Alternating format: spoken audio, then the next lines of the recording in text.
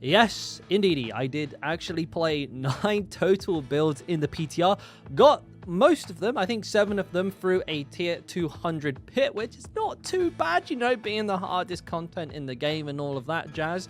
But what I wanted to do with this video is break down each of these main builds that I tested, talk about what they do well, what they don't do well, and put them in kind of like a tier list ranking. And the idea here then is to give you guys some information on what is likely to be powerful moving into Season 4. But do bear in mind, this was a PTR and some things are liable to change. So if you want to be kept up to date with the latest and greatest, bestest Barb builds in all of the universe, then make sure you hit that sub button. And while you're at it, why not just have a look at the like button as well? It sends YouTube the happy signal. More people get to see this awesome, just the best video ever.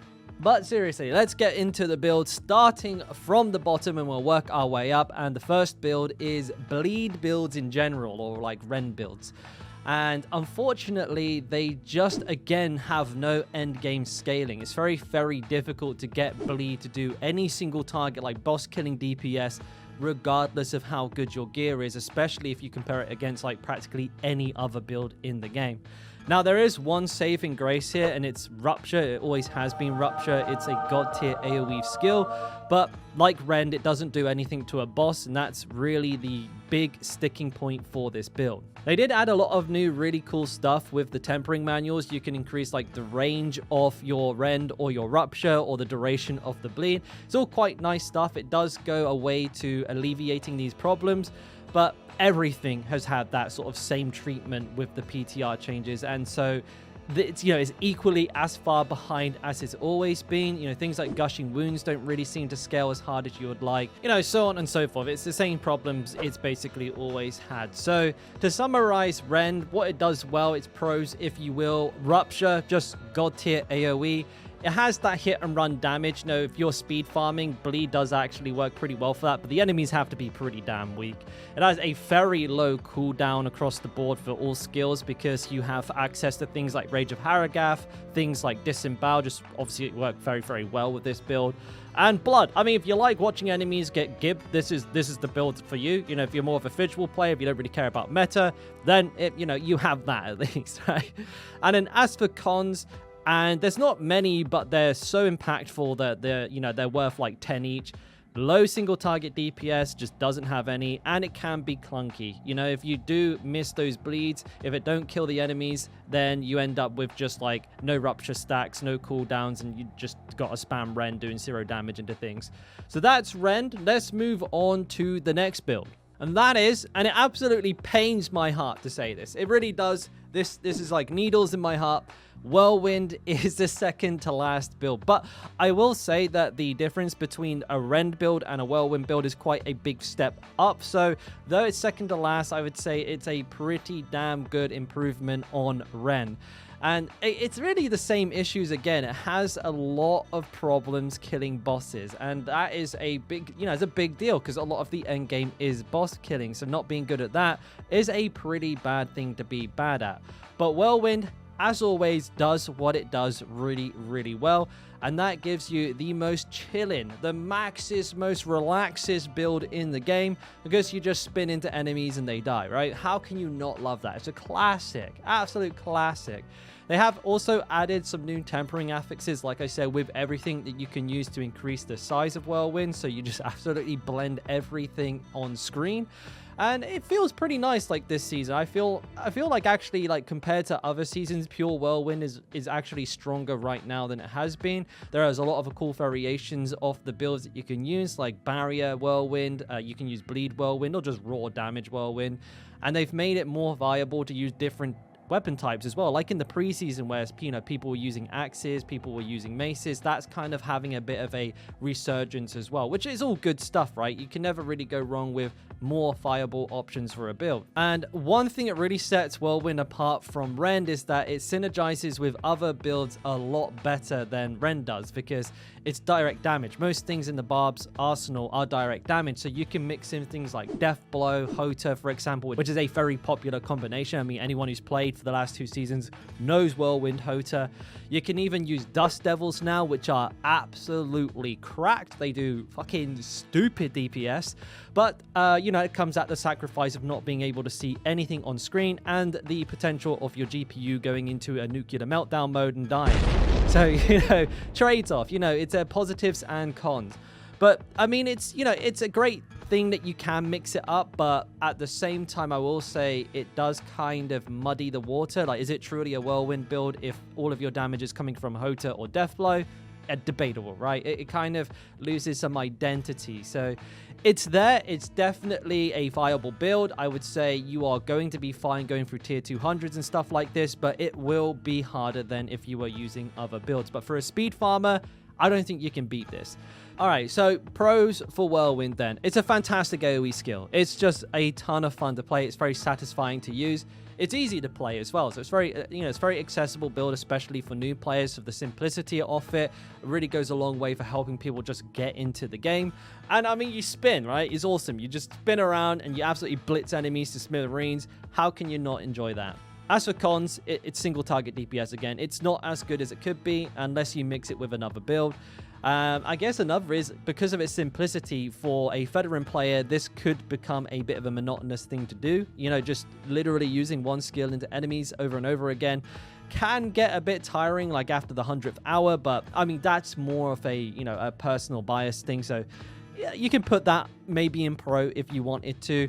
And it scales somewhat poorly. You know, it really does not slap at a tier 200 level. You know, anything like, you know, outside of the pit, it does really well in. And ladder boss, it doesn't do well in ladder bosses. But, you know, if you're doing Hell Tides, if you're doing Nightmare Dungeons, it'll just walk through everything. You can just hold right click and point yourself to the end of the dungeon and you'll kill everything that touches you. But it does lack that sort of S tier scaling. So you will end up having to mix it with things to get it into those higher tiers in the pit. Next up on the list is Upheaval. Now, Upheaval has been one of my favorite skills to use since the game came out. Has so much meat on it. When you just drag your hammer across the floor and fucking smash the enemy with 1,000 rocks, you see their arms and legs explode. It's a beautiful thing. It really is. But unfortunately, the reason it's so low down on the list here is because it got clipped by the overpower nerfs, which are no doubt byproduct of Hota overperforming like mad last season, because this was the strongest way to set up Upheaval. Now, it's by no means weak. Luckily, this is a very versatile skill, maybe the most versatile for the Barb. It can be used with a number of things. You could use it with Walking Arsenal, Unconstrained, you can use Unbridled Rage, go for crit, go for overpower. There's a bunch of things that you can do with this skill. It is very, very versatile. And this, again, is a big reason of why I really liked it, because you play around the gear that you currently have to get the most out of this skill. It's not kind of a one-trick pony. But as far as like endgame scaling goes, it is a little lackluster. It doesn't have that big one-shot boss potential, but it feels like that's the kind of skill that it's supposed to be, and it just ain't there yet. So this is kind of, again, another reason why you're seeing it so low down on the list. Now, as far as pros go, you have that big-ass AoE, super satisfying, can't go wrong with that. There's a lot of interesting viable build variations as well, so you've always got that to lean back on if you get bored of a certain setup. You can use the Hellhammer. Now, I know it sounds a bit weird, but the Hellhammer has damage reduction on it, and that is so hard to come by with the latest changes to itemization, so that's a huge bonus. And now the range. This is by in far the longest range skill that the Barb has. You'd like a sniper at this point. You can kill enemies off screen super duper easy. As for cons, has to be the endgame scaling. It does fall off quite quickly compared to the builds that are going to follow in the list.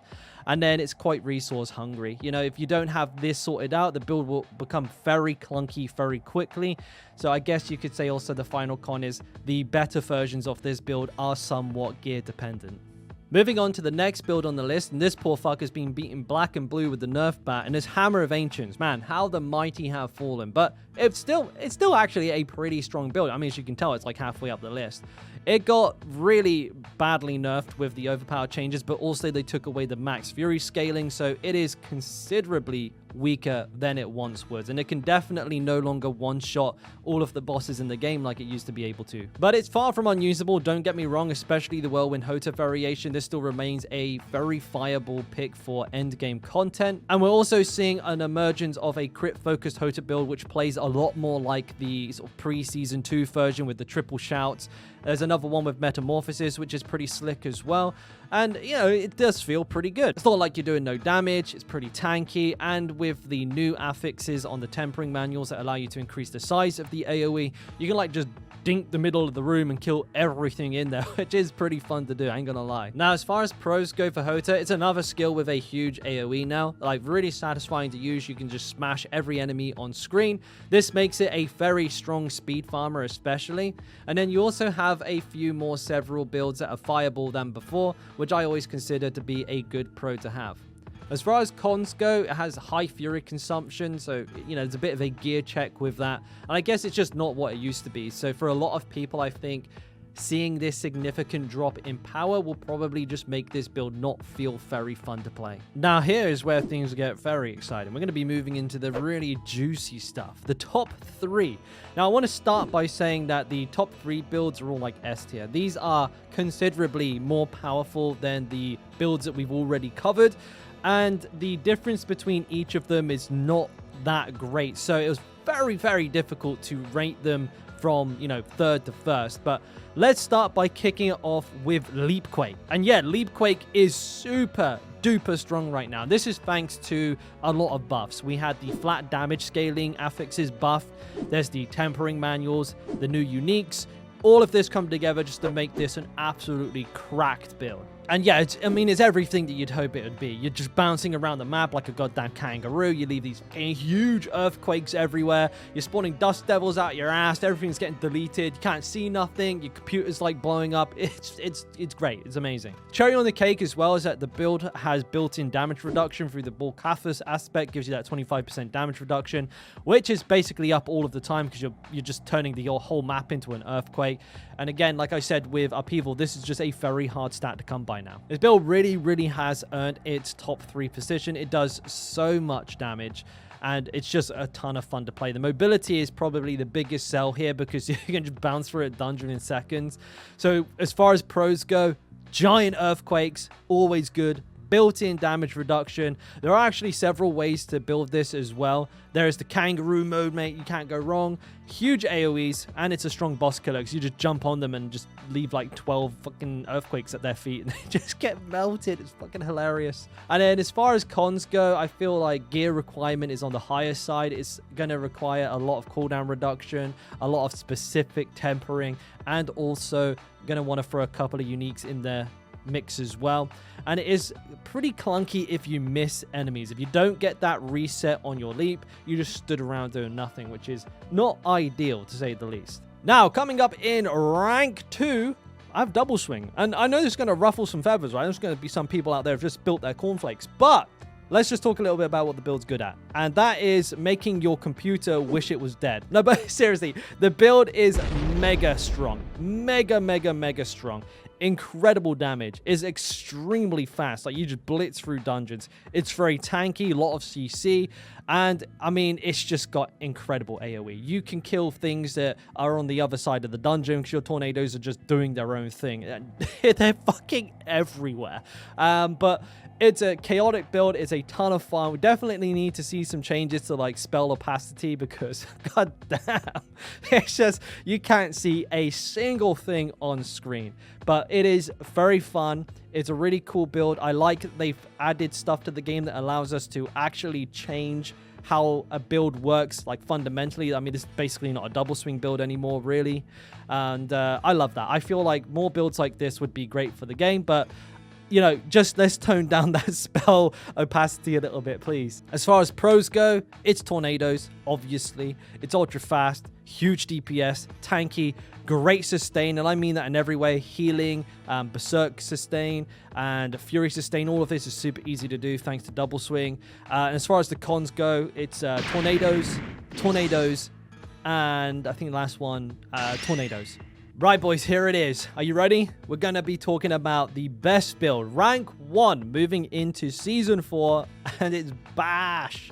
The fuck is basic skill, dude? But seriously, I mean, imagine double swing without the GPU melting tornadoes, but with better DPS, more tanky, and easier to gear for.